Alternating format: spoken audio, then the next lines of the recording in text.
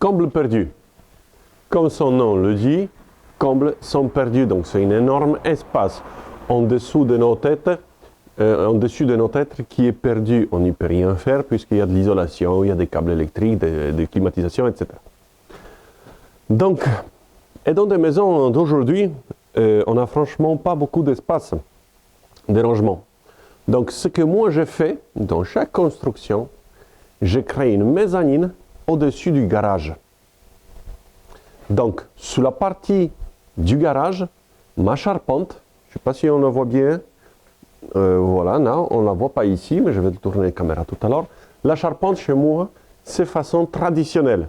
Donc il y a des pannes et il y a des chevrons. Ce qui me permet justement d'avoir espace au-dessus de ma voiture pour ranger tous les cartons. Alors, c'est parce que ça va vous coûter plus cher parce que ce n'est pas du tout le cas. Peut-être quelques centaines d'euros, mais dans une construction qui vaut 100, 200 000 euros, ce n'est pas grand-chose. Mais franchement, ça rend des énormes services. Imaginez tout ce que vous avez aujourd'hui dans la maison que vous louez ou dans votre maison actuelle, mais vous voulez agrandir, tout ce que vous avez à stocker dans le garage, vous allez mettre au-dessus, et là, vous pouvez mettre le moto, les vélos, la voiture, tout ce que vous voulez.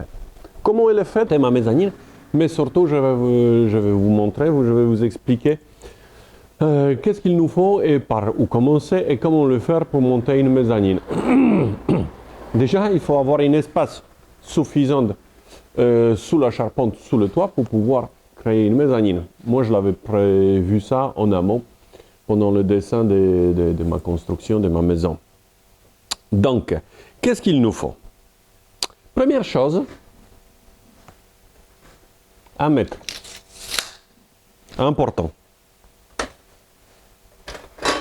un niveau, très très utile, une perceuse pour faire des trous,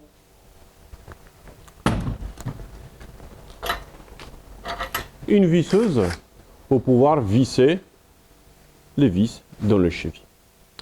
Donc, en plus de ça,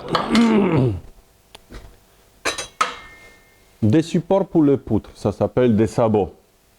Elles sont vendues en différentes tailles, hauteur et largeur, selon justement les dimensions de vos poutres. Il nous faudra des tamis. Pourquoi des tamis? Bon, on peut fixer nos vis, nos sabots dans la brique juste avec des vis. Celui-là, il est trop petit.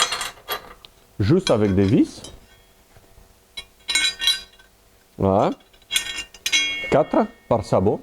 Soit, moi, je préfère faire plus, légèrement plus ce qu'il en faut, ou peut-être juste ce qu'il faut, mais au moins faire quelque chose de bien solide pour ne pas être embêté par la suite. C'est pour ça, par sabot, je mets au moins 2 tamis avec du scellement chimique, justement ce qu'il nous faudra.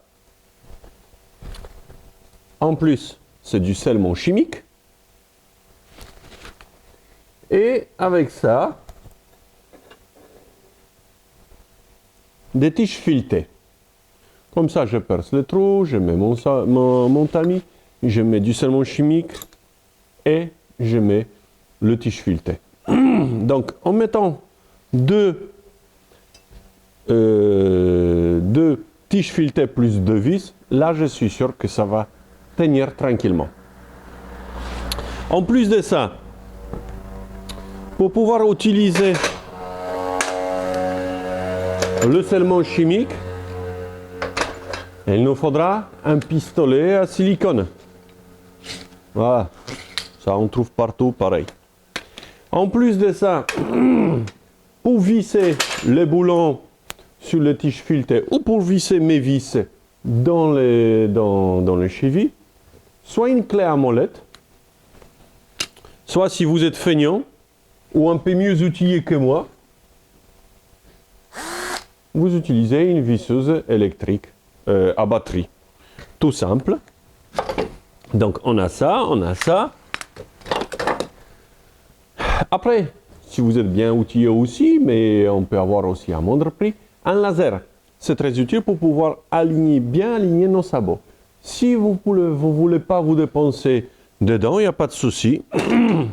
On peut utiliser aussi le cordex.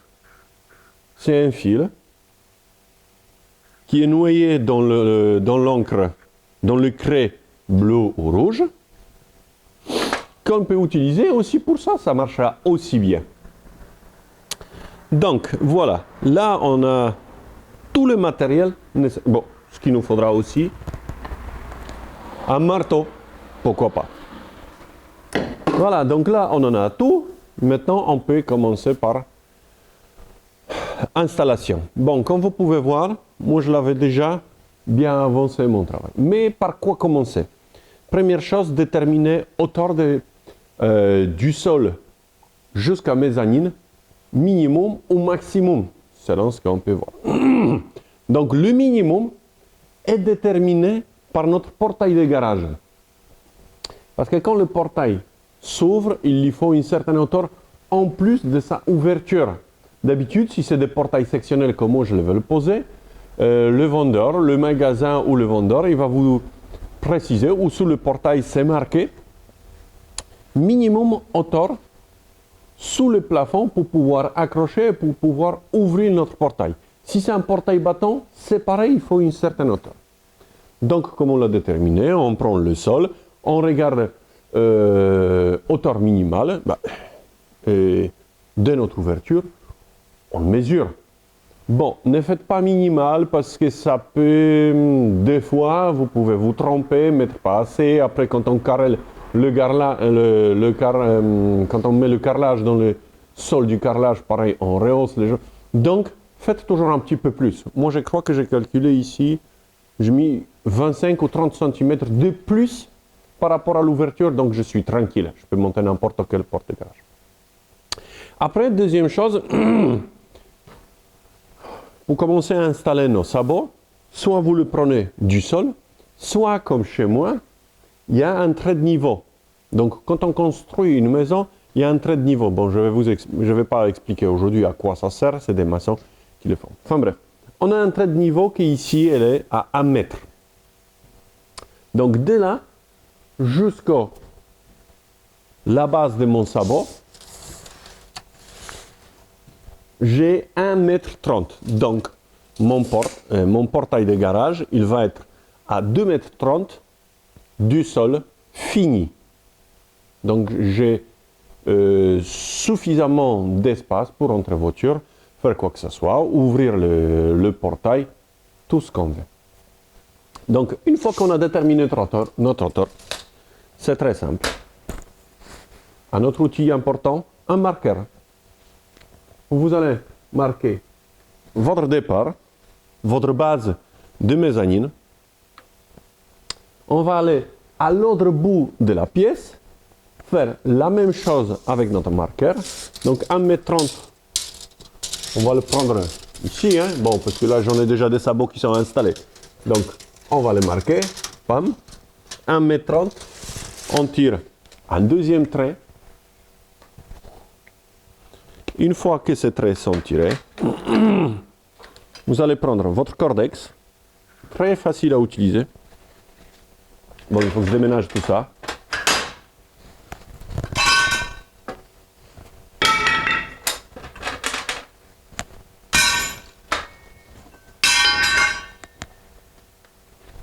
Hop.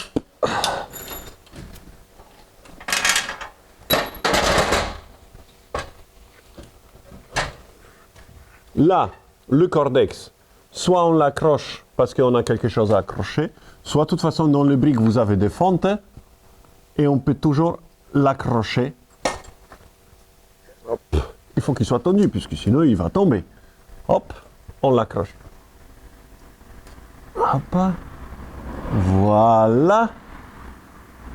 Voilà, là il est bien accroché. On va le tirer jusqu'à notre dernière marque. Fait, ou la marque opposée. Voilà. Et ici, maintenant, pour marquer notre ligne, hop, et c'est fait. Bon, les maçons qui ont monté le mur Chez moi, ils ont un cordex un peu plus épais, on le voit bien mieux. Mais de toute manière, ici, vous voyez, il y a un trait bleu qui part d'un bout à l'autre. C'est elle qui va nous marquer notre niveau à laquelle on aligne des sabots. Et à partir de là,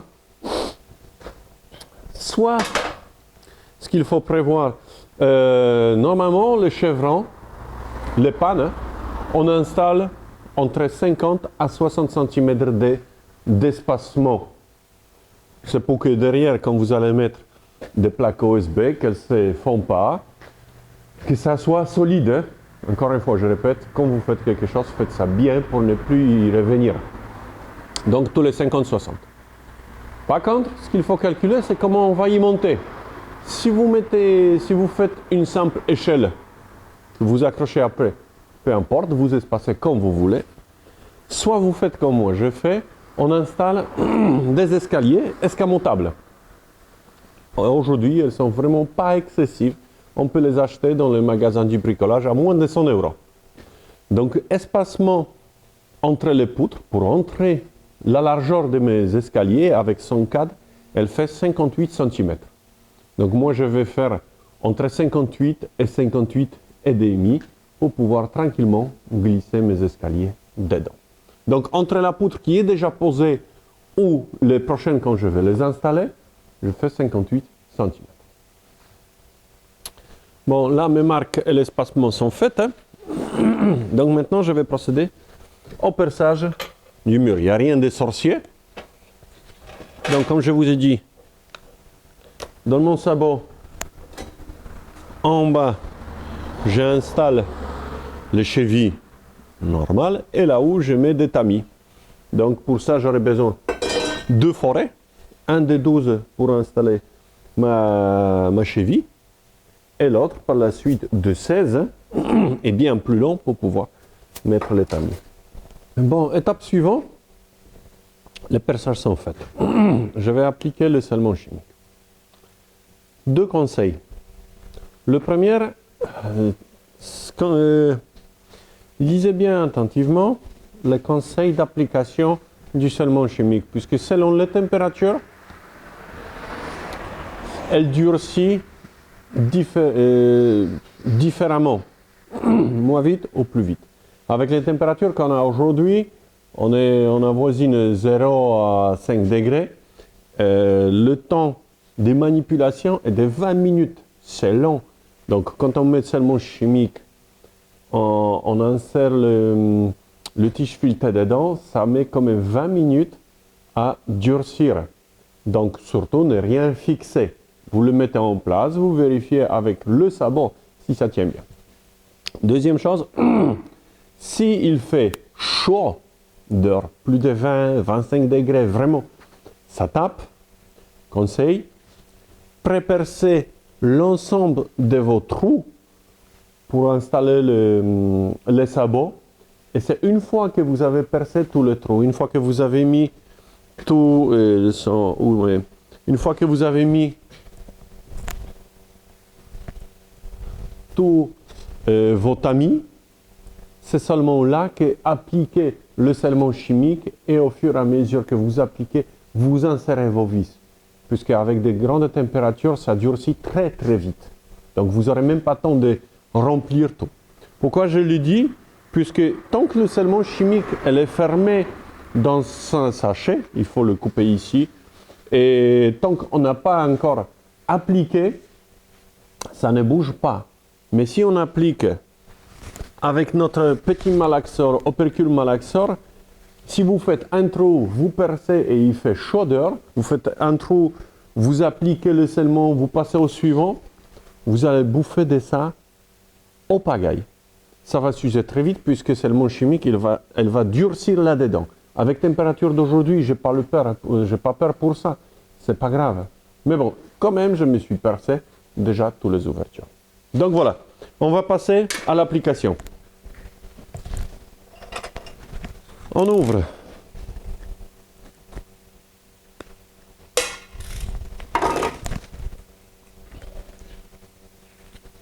On visse le petit malaxeur. On installe dans un pistolet à scellement chimique, à silicone. Hop. Voilà.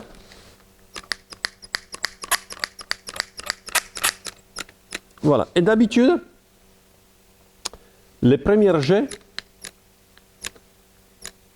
on les balance par terre, puisque scellement chimique dedans est fait dans les deux sacs séparés, et c'est seulement quand elle vient ici, elle va se mélanger et elle va créer colle.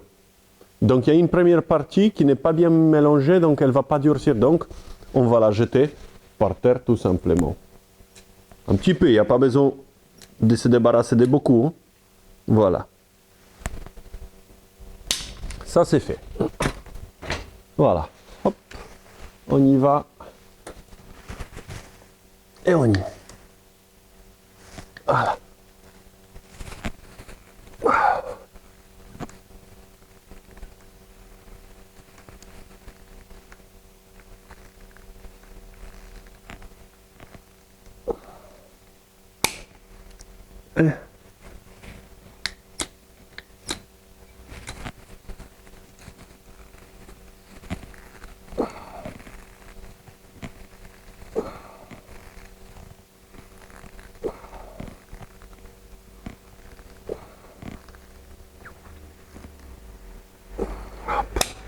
Voilà, les deux sont installés. Je vais mettre deux vis.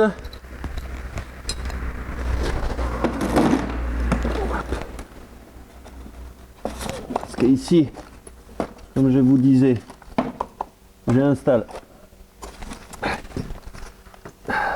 Voilà. Comme je disais, j'installe deux sabots.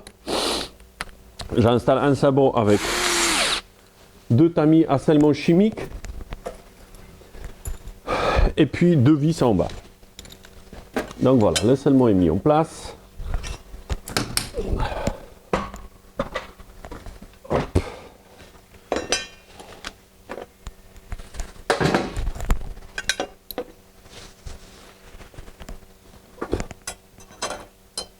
Tac. Hop. Juste pour que ça tienne. Un petit peu pour que ça bouge pas, que ça tire pas. Voilà. Hop. Et la reste frais.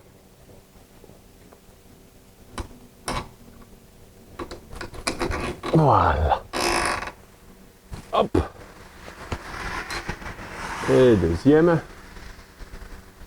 Et voilà. Et on là, c'est installé avec les températures d'aujourd'hui. On ne touche plus. Ça mettra ce que ça mettra. Sur le manuel d'application, sur le tube, c'est marqué avec les températures entre 0 et 10 degrés. Ça met jusqu'à 1h30 à bien durcir, à pouvoir mettre du poids là-dessus. Donc là maintenant, je laisse tel quel, je ne sais rien du tout, il est juste en place.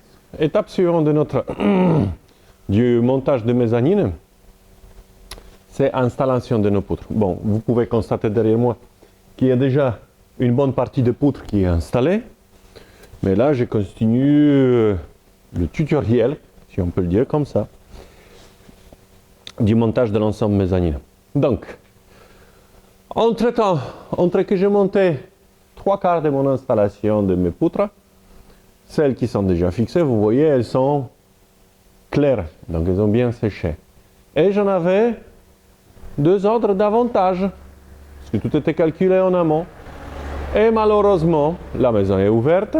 Entre-temps, une nuit, il y a des gitans qui ont passé et ils m'ont taxé mes poutres restantes. Donc malheureusement, tout était retardé de 2 semaines, le temps de recevoir le nouveau bois. Donc, les sabots sont posés, les boulons sont vissés, les rondelles sont mises avant les boulons, tout est serré, tout est fixé. Les poutres, elles sont découpées à la taille. Bon, j'enlève une marge de 5 mm, c'est pour pouvoir bien les caler. Et si éventuellement le bois travaille encore un petit peu, au moins il a la marge de se dilater. Bon, on va attaquer les choses lourdes. Donc comment je fais? Parce que ces poutres-là, elles ne sont pas légères. Hop, hop, hop. Donc, j'insère ma première poutre. Je la pose dans son sabot. Et j'y vais avec la deuxième. Paf, je mets dedans avec un escabeau. Plus facile. Hop, hop, hop, on y va. Hop là. Et là, si j'ai bien taillé, ça devrait rentrer sans encombre. Et c'est le cas. Ma panne est entrée et j'ai 5 mm de marge. C'est ce que j'ai calculé. On fait pareil avec la deuxième. Hop.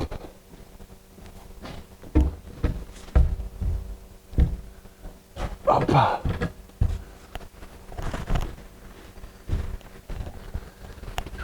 Hop. Donc voilà. Il n'y a pas besoin d'être Arnold Schwarzenegger pour pouvoir les porter. Il suffit qu'on est seul, on a un escabeau et qu'on a fixé nos sabots bien en amont. Et bon, et tout ça, ça va bien. Voilà, hop.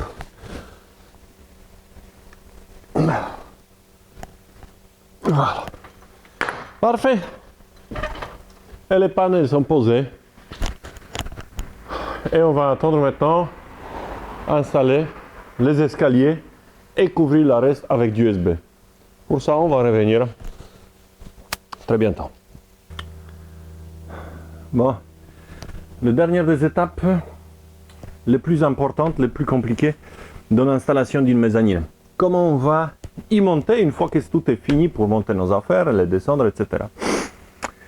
Donc, il y a plusieurs solutions, plusieurs possibilités. Cette fois-ci, moi j'ai choisi d'installer les escaliers escamotables achetés en commerce. Franchement, elles ne coûtent pas excessivement cher, moins de 100 € pour un ensemble. C'est pas cher, mais juste après question de montage. Donc, on va s'attaquer au montage de ces escaliers, la fixation. Donc, normalement c'est du 60. J'ai mesuré exactement. Mes escaliers font le cadre, il fait 57,5. Donc, moi j'ai installé les chevrons, mes pannes principales, un peu plus serrées que 60. Comme ça, je n'ai pas joué avec des cales, aller au magasin, chercher encore des cales spéciales. Donc ça, c'est déjà fait. Deuxième étape, comment les fixer si on est tout seul, parce que je suis tout seul. Bon, c'est pas léger. C'est assez lourd, assez encombrant, c'est compliqué, donc c'est pas facile déjà de les monter là-haut. Mais comment on va faire pour les fixer? Et après, il faut que ça soit de niveau. Donc, ce que moi, je l'avais fait chez moi, ici, bon, je vous montrerai peut-être par en bas. J'ai fixé par en bas 2 chevrons vissés dans mes poutres, dans mes pannes de mezzanine. Comme ça, elles sont déjà, elles, de niveau et à une distance de mes poutres suffisante pour que plus tard, je fasse du placo pour tout finir bien proprement habillé. Comme ça, on ne verra pas du bois par en bas. Voilà. Donc, qu'est-ce qu'il nous faut pour ça? Une visseuse, bien évidemment, quelques vis et un niveau. Rien de plus. Voilà. Donc, je vais l'installer maintenant. Croisons les doigts, que ma fixation par en bas tienne. Voilà. Hop. Hop. Allez. Donc, on va le faire doucement pour que ça se casse pas la figure, tout ça. Hein?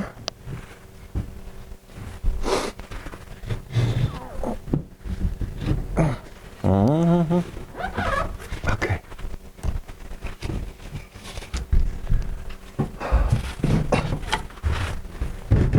Ah, voilà, ça y est.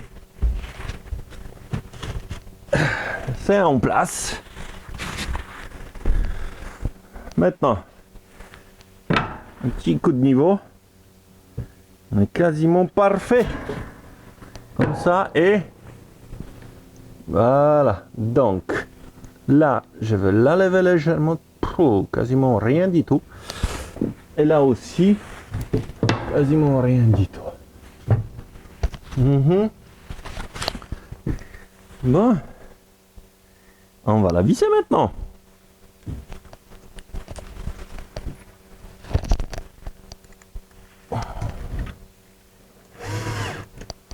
Normalement, dans le manuel, ils disent d'ouvrir pour plus facilement fixer, visser davantage des vis dans notre charpente. Bah, étant tout seul, c'est assez compliqué de tenir dans toutes les positions les escaliers. Donc moi, j'ai choisi la plus facile pour moi. Voilà. Après, chacun il fait comme il veut. Paf. Le premier vis est en place. Hop, on va y aller dans l'autre sens.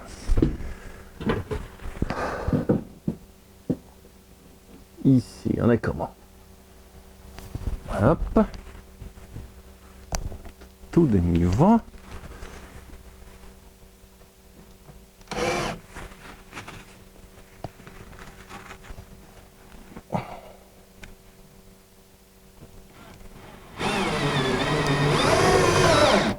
Hop. Bien. On va y aller dans ce sens-là. On va se débrouiller, n'est-ce pas?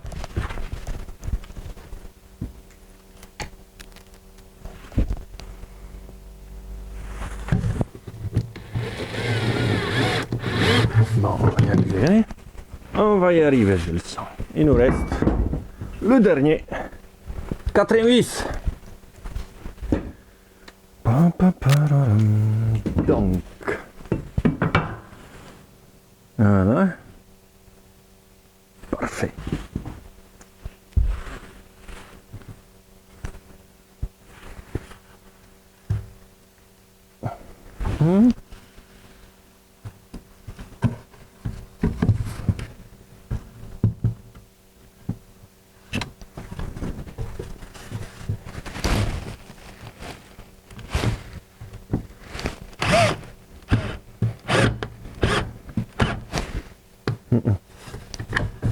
Trop haut le vis.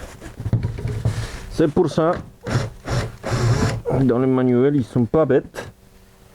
Ils disent ouvrir les escaliers pour les fixer. Mais, je répète, comment vous le feriez? Étant tout seul, dans le manuel, ils disent qu'il faut être minimum 2. Voilà, étant tout seul, c'est pas possible, donc il faut trouver un système D. Moi, je l'ai trouvé celui-là. Il y a l'autre solution à laquelle je pensais aussi. On peut mettre chevron par-dessus, par là-haut. Avec 2 vis, avec 4 vis, on fixe les escaliers de ce côté-là. Et comme ça, on peut, dans ce cas-là, les ouvrir, les fixer. C'est une autre solution, un peu plus complexe peut-être. Parce que quand même, pour pouvoir fixer, après poser les escaliers, quoique. Bon, tout est possible. Il suffit juste un peu d'imagination.